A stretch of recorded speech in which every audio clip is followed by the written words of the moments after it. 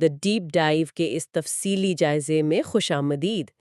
کیا ہو اگر میں یہ کہوں کہ آج کے اس جدید دور میں مصنوعی ذہانت یعنی اے آئی کی سب سے زیادہ ضرورت سلیکن ویلی کے ان نوجوانوں کو نہیں ہے جو دن رات کمپیوٹر سکرینز کے سامنے بیٹھے رہتے ہیں؟ ہاں، بلکہ ہمارے گھروں میں بیٹھے ان بزرگوں کو ہے جو شاید ٹیکنالوجی سے کوسوں دور ہیں۔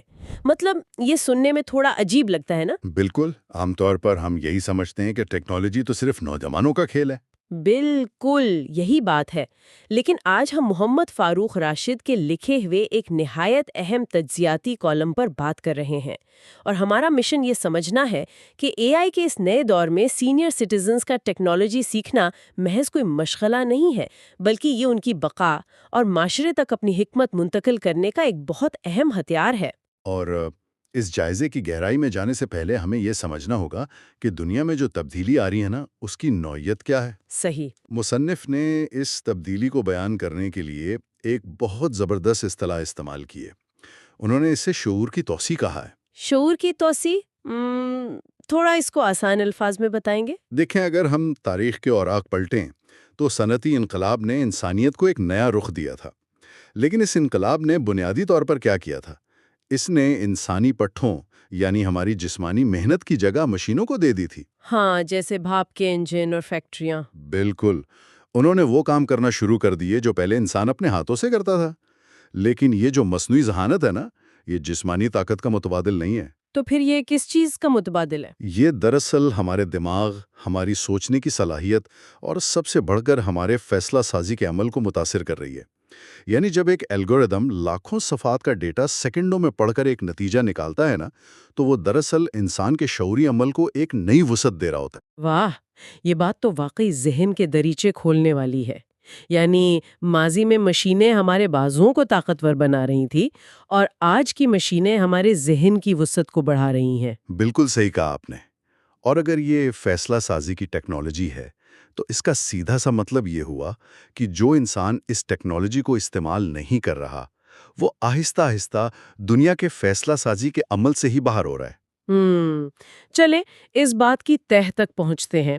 میں اس کو ایک مثال سے سمجھانے کی کوشش کرتی ہوں۔ تصور کریں کہ ایک بہت پرانی عظیم و شان لائبریری ہے۔ اس میں صدیوں پرانی نایاب کتابیں رکھی ہیں، جن میں دنیا کے ہر الجھے ہوئے مسئلے کا حل اور زندگی گزارنے کے انمول راز پوشیدہ ہیں۔ اور اس لائبریری کے رکھوالے ہمارے سینئر سٹیزنز ہیں۔ اور اس لائبریری کی اہمیت کا اندازہ اس بات سے لگایا جا سکتا ہے کہ یہ وہ علم ہے جو کسی کتاب سے نہیں بلکہ دہائیوں کے عملی تجربے سے حاصل ہوا ہے۔ بالکل، لیکن کہانی میں موڑ تب آتا ہے جب اچانک ایک دن اس لائبریری کے مرکزی دروازے پر ایک جدید ترین ڈیجیٹل لاک لگا دیا جاتا ہے۔ صحیح۔ اب اندر سارا علم اور تجربہ تو موجود ہے، لیکن اگر ان رکھوالوں کو اس ڈیجیٹل لاک کا پاس ورڈ ہی نہ آتا ہو تو وہ دروازہ کیسے کھلے گا؟ باہر کھڑی دنیا اس حکمت سے محروم رہے گی اور وہ سارا علم اندر ہی قید ہو کر رہ جائے گا۔ بہت زبردست مثال دی آپ نے، اور بالکل یہی وہ نقطہ ہے جسے مصنف نے خاموش محرومی یعنی سائلنٹ ڈپریویشن کا نام دیا ہے۔ خاموش محرومی مطلب جو نظر نہیں آتی؟ بالکل، یہ کوئی ایسا دھماکہ نہیں ہے جو راتوں رات ہو اور سب کو نظر آ جائے۔ یہ ایک انتہائی سست اور نہ نظر آنے والا عمل ہے، جیسے کہ روزمرہ کے معاملات میں ہوتا ہے۔ ہاں، فرض کریں ایک خاندان میں کسی بیماری کے علاج پر بحث ہو رہی ہے۔ اب نوجوان نسل اے آئی کی مدد سے دنیا بھر کی جدید ترین طبی تحقیق اور ہسپتالوں کے ڈیٹا کا تجزیہ کر کے ایک ٹھوس خاکہ پیش کر دیتی ہے۔ صحیح، کیونکہ ان کے پاس تو ساری معلومات آ گئیں۔ لیکن دوسری طرف ایک بزرگ ہیں جن کے پاس زندگی کا وسیع تجربہ تو ہے، لیکن وہ اس نئے ڈیٹا اور ٹیکنالوجی کی زبان سے ناواقف ہیں، جس کی وجہ سے وہ اس بحث میں اس طرح شامل نہیں ہو پاتے جیسے وہ پہلے ہوا کرتے تھے۔ یہ تو واقعی ایک تکلیف دہ صورتحال ہے۔ بالکل، اور رفتہ رفتہ چاہے وہ صحت کا معاملہ ہو، تعلیم کا ہو یا خاندانی کاروبار کا، فیصلے اے آئی کی مدد سے ہونے لگتے ہیں اور بزرگوں کی آواز اپنا عملی اثر کھونے لگتی ہے۔ یہ مثال اس خاموش محرومی کی شدت کو بہت واضح کر دیتی ہے۔ وہ لائبریری والا تالا واقعی بند ہو رہا ہے اور بزرگ خود کو معاشرے کے مرکزی دھارے سے کٹا ہوا محسوس کرنے لگتے ہیں۔ لیکن خیر، چلیں اس کو ایک عملی زاویے سے دیکھتے ہیں۔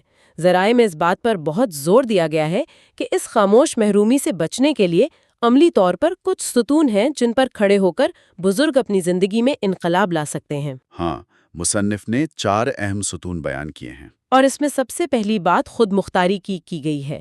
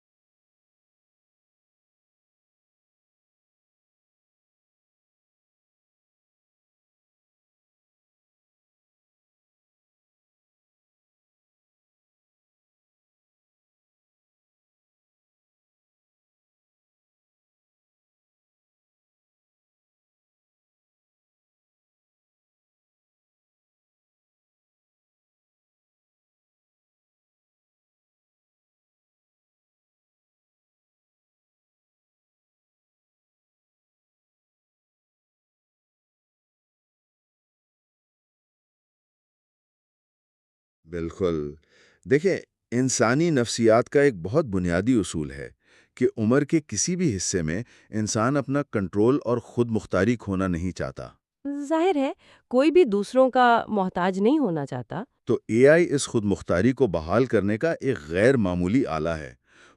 ہم اکثر دیکھتے ہیں کہ بزرگ افراد کو کسی پیچیدہ میڈیکل بل کو سمجھنے یا اپنی دوائیوں کا شیڈول ترتیب دینے کے لیے دوسروں کا انتظار کرنا پڑتا ہے۔ ہاں ہاں، یا پھر کسی بینکنگ ایپ کو استعمال کرنے کے لیے۔ بالکل، لیکن اگر وہ بنیادی مصنوعی ذہانت کا استعمال سیکھ لینا تو وہ اپنے اسمارٹ فون سے اپنی مادری زبان میں بات کر کے یہ تمام الجھنیں سیکنڈوں میں سلجھا سکتے ہیں۔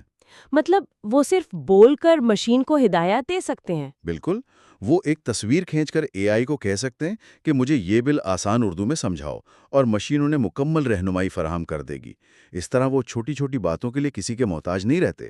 واہ، یہ روزمرہ کی آزادی یقینی طور پر ان کے اعتماد میں بے پناہ اضافہ کر سکتی ہے۔ اور میں سوچتی ہوں کہ جب ایک انسان خود مختار ہوتا ہے تو اس کا براہ راست اثر اس کی ذہنی اور جذباتی صحت پر پڑتا ہے۔ بالکل، اور یہی ہمارا دوسرا ستون بھی ہے، یعنی ذہنی تازگی۔ ہاں، تحریر میں ذہنی تازگی کے حوالے سے بھی اے آئی کو ایک اہم ٹول قرار دیا گیا ہے۔ عام طور پر ہم سمجھتے ہیں کہ کراس ورڈ پزل یا کتابیں پڑھنا ہی دماغ کو متحرک رکھنے کا واحد طریقہ ہے، لیکن مشین کے ساتھ بات چیت کرنا ذہن کو کیسے جوان رکھ سکتا ہے؟ دماغی سائنس ہمیں بتاتی ہے کہ جب انسان کوئی نیا ہنر سیکھتا ہے یا کسی پیچیدہ تصور کے ساتھ الجھتا ہے نا، تو دماغ میں نئے نیورل کنیکشنز بنتے ہیں۔ اچھا۔ اور دیکھیں، اے آئی کوئی عام سرچ انجن نہیں ہے جس نے صرف چند لنکس دے دیے۔ یہ ایک مکالمہ کرنے والا ساتھی ہے۔ یعنی وہ اس سے بحث کر سکتے ہیں؟ بالکل، ایک سینئر شہری اے آئی سے کسی تاریخی واقعے پر بحث کر سکتا ہے۔ وہ اسے کہہ سکتا ہے کہ مجھے دوسری جنگ عظیم کے وہ پہلو بتاؤ جو عام طور پر نہیں پڑھائے جاتے، اور پھر مشین جو دلائل دے گی وہ ان کا تجزیہ کر سکتا ہے۔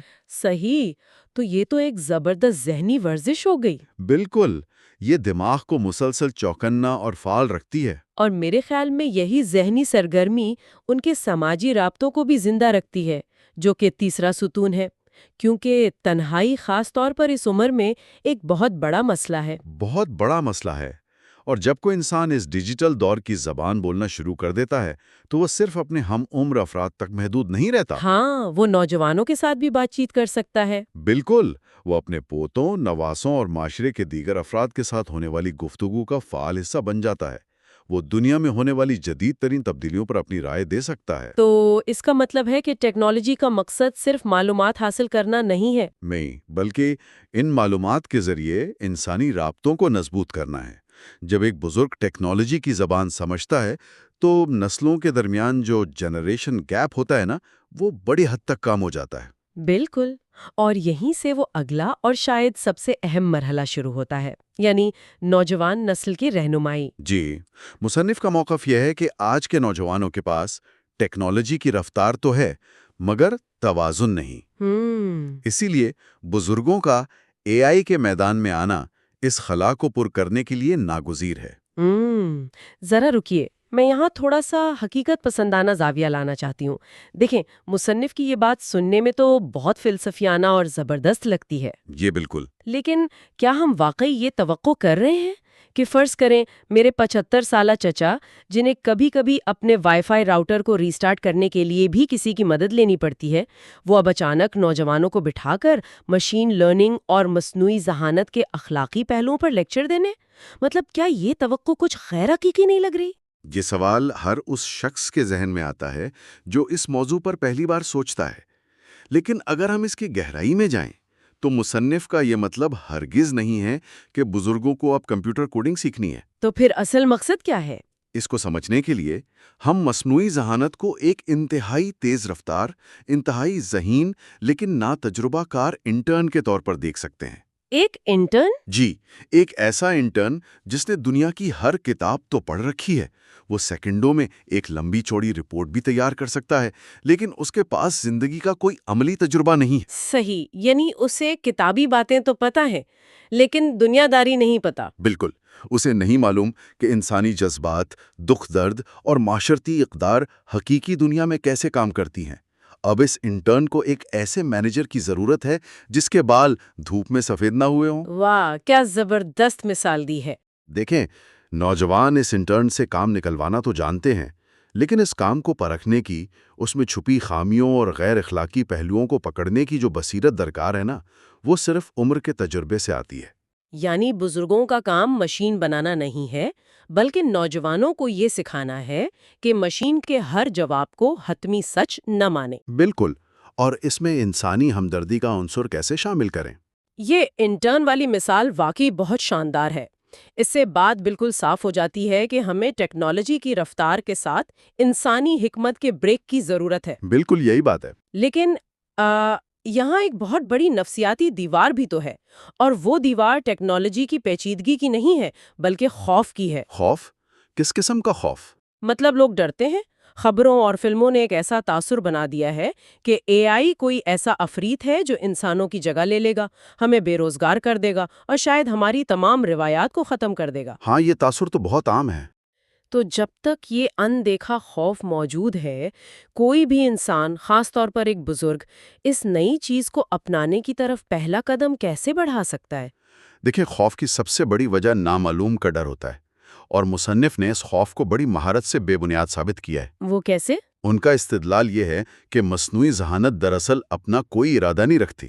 یہ ایک طاقتور انجن ضرور ہے، لیکن اس انجن کا سٹیئرنگ، اس کی سمت اور اس کا مقصد مکمل طور پر انسان کے ہاتھ میں ہے۔ یعنی یہ خود سے کچھ نہیں کر سکتی؟ بالکل، یہ فیصلہ سازی میں مدد دیتی ہے، خود فیصلہ نہیں کرتی۔ اصل خطرہ یہ نہیں ہے کہ مشینیں بغاوت کر دیں گی، بلکہ اصل خطرہ یہ ہے کہ اس طاقتور ٹیکنالوجی کا کنٹرول صرف ان لوگوں کے ہاتھ میں رہ جائے گا جن کے پاس نہ تو زندگی کا تجربہ ہے اور نہ ہی کوئی پختہ اخلاقی بنیاد۔ اوہ، یہ تو واقعی ایک لمحہ فکریہ ہے۔ اگر باشعور لوگ پیچھے ہٹ گئے تو میدان ان لوگوں کے لیے خالی ہو جائے گا جو اس ٹیکنالوجی کو صرف منافع یا غلط مقاصد کے لیے استعمال کر سکتے ہیں۔ اور اسی بات کو آگے بڑھاتے ہوئے مصنف نے اسے صرف ایک سماجی ضرورت نہیں بلکہ ایک باقاعدہ مذہبی اور اخلاقی فریضہ قرار دیا ہے۔ ہاں، میں نے بھی یہ پڑھا تھا۔ ذرائع میں جو اسلامی تناظر پیش کیا گیا ہے وہ اس پوری بحث کو واقعی ایک نئی جہت دیتا ہے۔ جی، مصنف نے اس بات کی نشاندہی کی ہے کہ اسلامی روایات میں علم حاصل کرنے کی کس قدر اہمیت ہے، اور یہ علم صرف عبادات تک محدود نہیں ہے۔ بالکل، دنیاوی علم بھی تو اہم ہے۔ ہاں، ہر وہ دنیاوی علم یا ہنر جو انسانیت کی بھلائی کے لیے استعمال ہو سکے، جو معاشرے کو ایک بہتر سمت دے سکے، اس کا حاصل کرنا ایک اخلاقی فریضہ سمجھا گیا ہے۔ صحیح۔ تو اگر مصنوعی ذہانت اس دور کی سب سے بڑی طاقت ہے تو اسے سمجھنا اور اسے خیر کے لیے استعمال کرنا کوئی آپشن نہیں بچتا، بلکہ باشعور افراد کی ذمہ داری بن جاتی ہے۔ یہ حکمت کا تقاضا ہے کہ انسان وقت کے جدید ترین آلات کو سمجھے تاکہ وہ انہیں انسانیت کی فلاح کے لیے استعمال کر سکے۔ یہ واقعی ایک بہت گہری بات ہے کہ اے آئی سیکھنا محض ایک نئی اسکل سیکھنا نہیں بلکہ معاشرے کے توازن کو برقرار رکھنے کا ایک فریضہ ہے۔ بالکل۔ خیر، ہم نے یہ تسلیم کر لیا کہ یہ ایک ذمہ داری ہے اور اس کے فوائد بے شمار ہیں، مگر وہ کہاوت ہے نا کہ ہزاروں میل کا سفر بھی پہلے قدم سے شروع ہوتا ہے۔ صحیح بات ہے۔ تو ایک عام بزرگ شہری جو شاید ٹیکنالوجی کے نام سے ہی تھوڑا گھبراتا ہو، وہ اس پہاڑ کو کیسے سر کرے؟ مطلب تحریر میں اس کا کیا عملی حل تجویز کیا گیا ہے؟ مصنف نے اس کا بہت ہی قابل عمل خاکہ پیش کیا ہے۔ سب سے پہلی اور اہم بات یہ ہے کہ شروعات انتہائی چھوٹے پیمانے سے کی جائے۔ چھوٹے پیمانے سے؟ جی، مائکرو سٹیپس۔ کسی بڑی اور پیچیدہ ٹریننگ کی ضرورت نہیں ہے۔ اپنے موبائل فون پر موجود وائس اسسٹنٹ یا کسی سادہ چیٹ باٹ کو کھولیں اور اس سے اپنی روزمرہ کی زندگی کا کوئی عام سا سوال پوچھیں۔ اچھا، جیسے کوئی عام سی بات؟ بالکل۔ مثلاً کسی پرانی نظم کا کوئی مصرع پوچھ لیں یا کسی بیماری کا دیسی علاج پوچھ لیں۔ یہ جو چھوٹی سی بات چیت ہے نا، یہ انسان کے اندر سے اس مشین کا خوف ختم کر دیتی ہے۔ صحیح۔ اور دوسری اہم تجویز یہ دی گئی ہے کہ اس عمل کے لیے دن میں صرف 10 سے 15 منٹ مختص کیے جائیں۔ صرف 15 منٹ؟ یہ 15 منٹ کا اصول تو مجھے ذاتی طور پر بہت پسند آیا، کیونکہ جب ہم یہ سوچتے ہیں نا کہ مجھے مصنوعی ذہانت سیکھنی ہے تو ذہن میں مہینوں کے کورسز اور موٹی موٹی کتابیں آ جاتی ہیں۔ بالکل، جو کسی بھی انسان کو تھکا دینے کے لیے کافی ہیں۔ ہاں، لیکن روزانہ صرف 15 منٹ، یہ تو شام کی چائے کے ایک کپ کے ساتھ بھی ہو سکتا ہے۔ اس سے ٹیکنالوجی کا وہ بھاری بھرکم تاثر ختم ہو جاتا ہے اور ایک دلچسپ مشغلہ بن جاتا ہے۔ اور اس مشغلے کو مزید خوبصورت بنانے کے لیے جو تیسرا قدم تجویز کیا گیا ہے وہ مشترکہ سیکھنے کا ماحول ہے۔ مشترکہ ماحول مطلب خاندان کے ساتھ؟ جی، سیکھنے کے اس عمل کو تنہائی میں کرنے کے بجائے خاندان کی ایک مشترکہ سرگرمی بنایا جائے۔ دادا دادی اور ان کے پوتے پوتیاں مل کر بیٹھیں اور مشین سے سوالات کریں۔ اس کے تو دوہرے فائدے ہوں گے۔ بالکل۔